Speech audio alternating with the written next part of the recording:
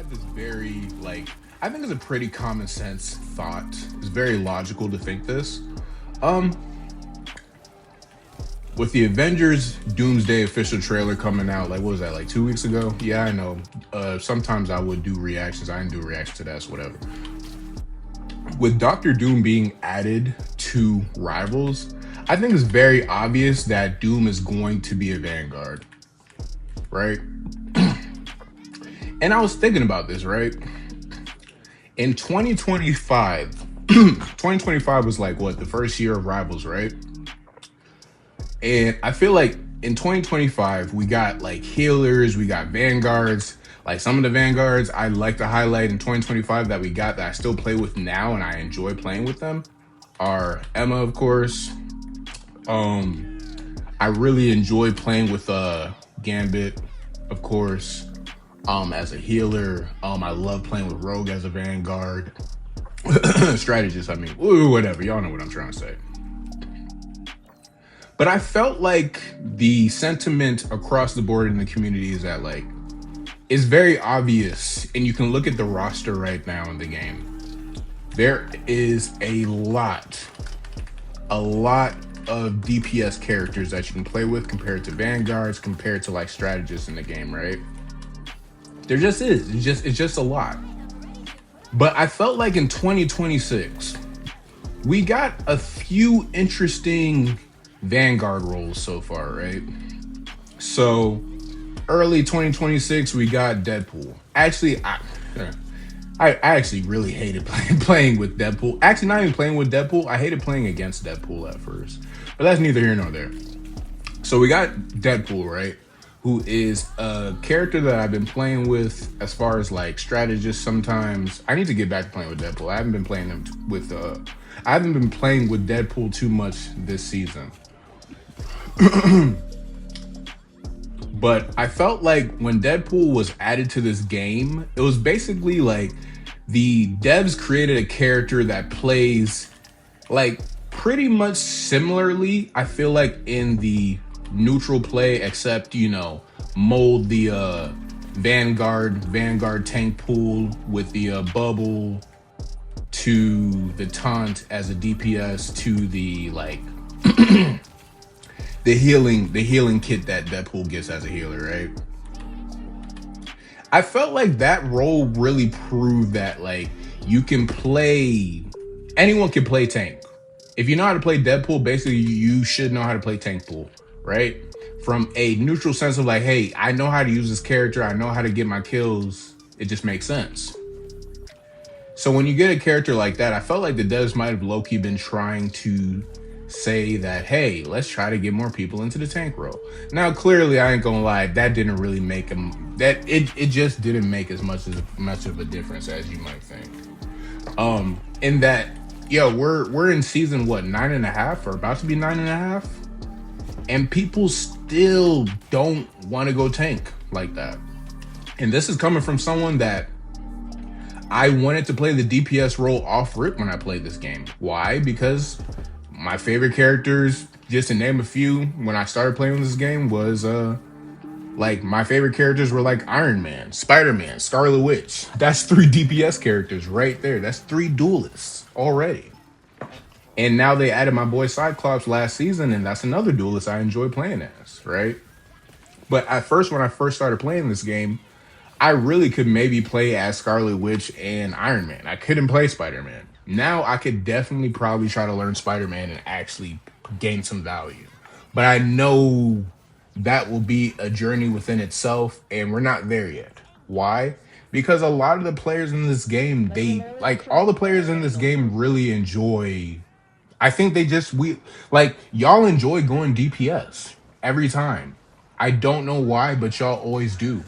And this is coming from someone that played the strategist and the Vanguard role very early on, when I realized, hey, I want to play Scarlet Witch, but I can't always play Scarlet Witch.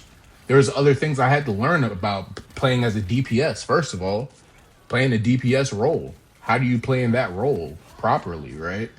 So I really more so flex between really Vanguard and strategist, right?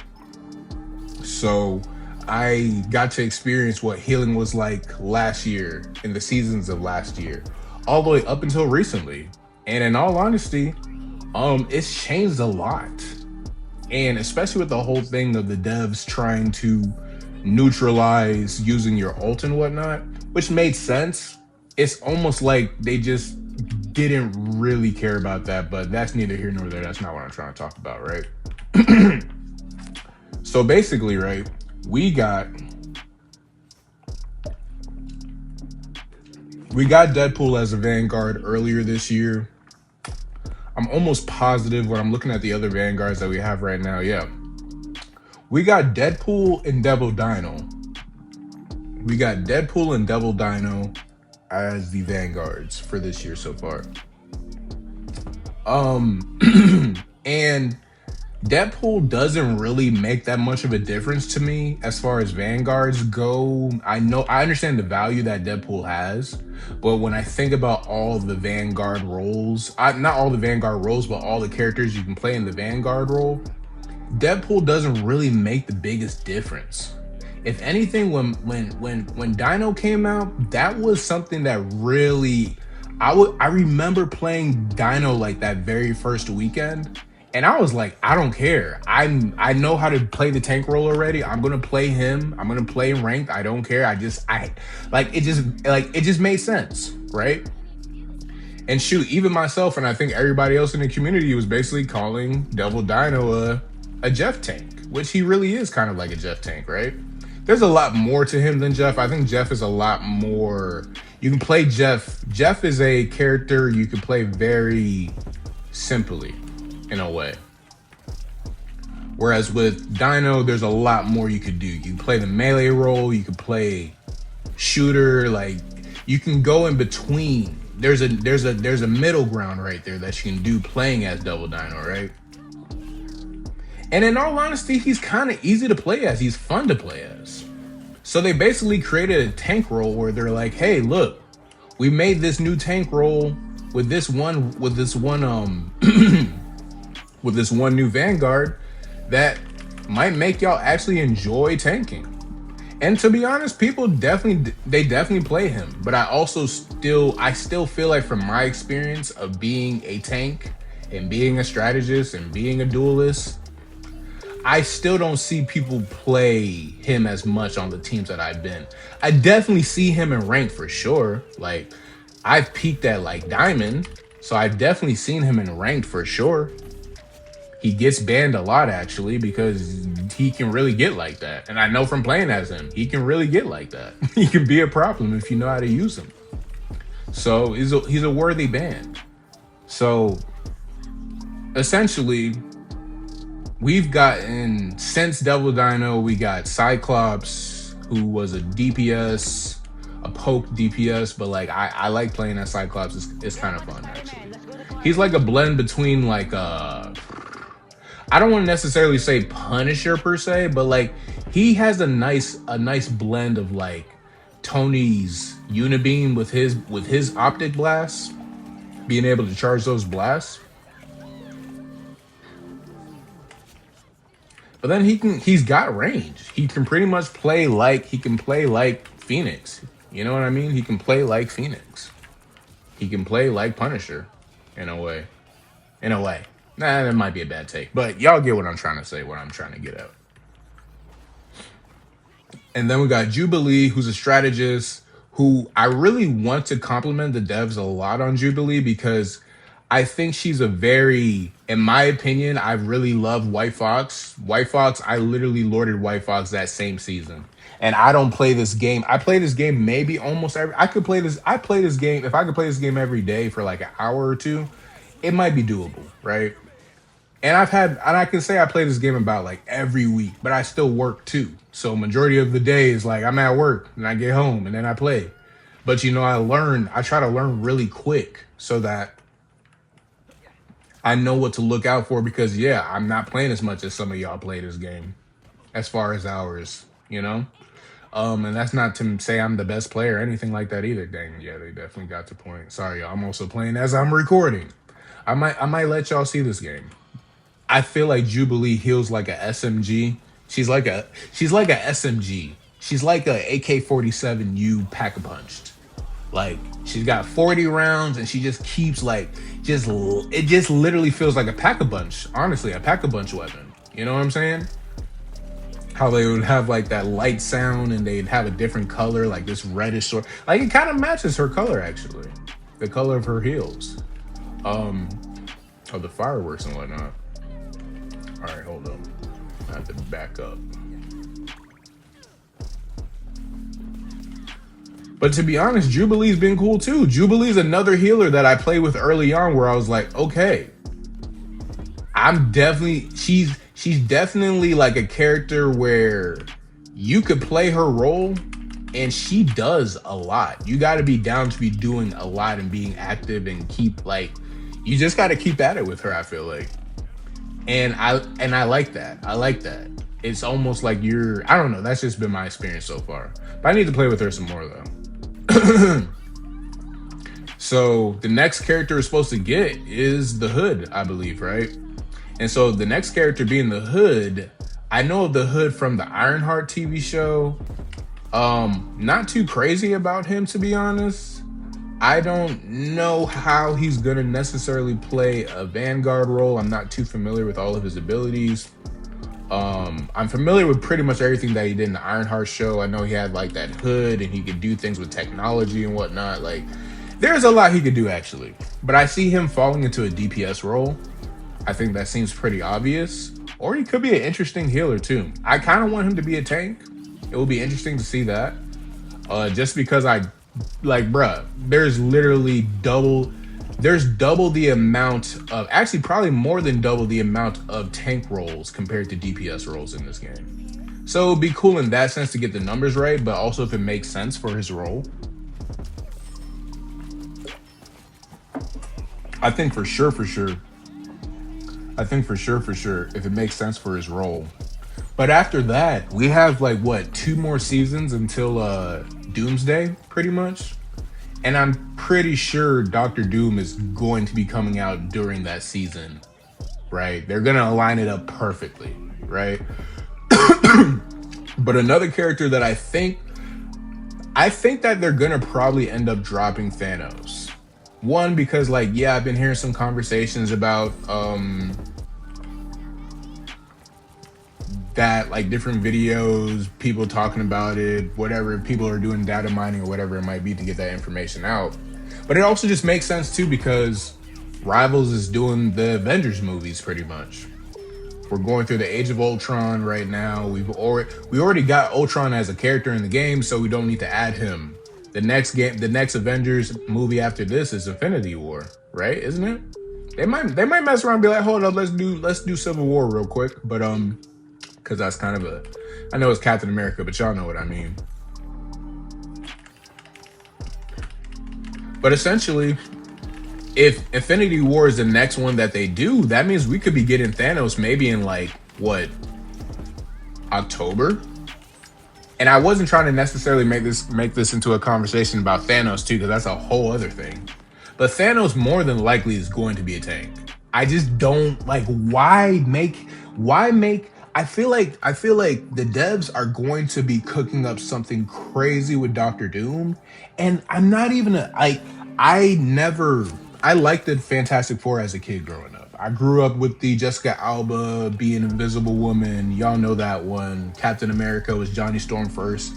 Like, I remember watching Captain America like, hold up. Like, this is Human Torch. This is Johnny Storm. What's happening? But, yeah, that's Captain America now. And so, growing up, watching Fantastic Four, I never really cared for them too much. I liked them, but I wasn't crazy about them, but I liked them. I wasn't crazy about them. But I was never crazy about Doctor Doom like that. Doctor Doom was the villain of the very first Fantastic Four film. And him as a villain, like, yeah, he did what he did, but maybe it's because he still had to learn more, and that's why he got defeated in that first movie. But I just wasn't crazy about Doctor Doom. And then when Doctor Doom was a villain on Superhero Squad, and mind you, Superhero Squad came out like when I was it 2006, 2007, 2008? That's like middle school. I was looking at this stuff like it's a joke. Like, this is Doctor Doom. I know it's a kid's show too on Cartoon Network, but it was still like a good show. I still like the Superhero Squad at the same time too, man. Superhero Squad, man. But I was never crazy about Doctor Doom. But as I got older and I got exposed to the comics, yeah, I think there's a lot that they can do with Doctor Doom, to the point where I could see Doctor Doom playing, like, doing the Deadpool thing and maybe playing either a triple. You can be a duelist Doctor Doom, or you could be a healer, you could be a strategist Doctor Doom, or you could be a Vanguard Doctor Doom. But I'm also not 100% familiar with his abilities, but the way that Rivals plays, they can literally mold some of these characters' abilities so that it makes sense for that role, if that makes sense, right? They've been doing that. So I see him definitely being a Vanguard, and then also too, definitely Thanos. I see Thanos being a Vanguard as well. But then I'm also like, they're teasing us with Apocalypse. I know for some of y'all that are like, y'all might not know Marvel like that. Even I think there's different levels of being aware of the Marvel media, like the Marvel lore. I feel like at a base level, there's like the barrier to entry. For me, I was born in the 90s. So yeah, comics were around, but at the same time too, we had the X-Men 90s animated series, right? We had the classic, I love this show too. Like, they could literally copy this show beat for beat and I will watch it as a movie. Spider-Man, the 90s animated series. So I just say all that to say, like, I feel like that's how it is. Like, you get introduced to that, and then for me, that's what was my experience. And then I got introduced to the comics later, believe it or not. I was aware that there were comics, but my parents weren't into comic books. It was more so my thing, so they only went as far as what I knew. When I got into anime more, from like, this is growing from like watching Digimon and Pokemon to now, and Dragon Ball Z as well, and Yu-Gi-Oh! But like, now I'm watching Naruto, I'm watching Bleach, and now I'm like, hey, hey Dad, can we go to Barnes and Noble so I can go get this Naruto manga? And now I'm getting manga, right? So that's kind of how I got into that. And so I say all that to say, with comics, it was a little different because the internet was like the internet. By the time I found out about comics, I can just find everything online pretty much, right?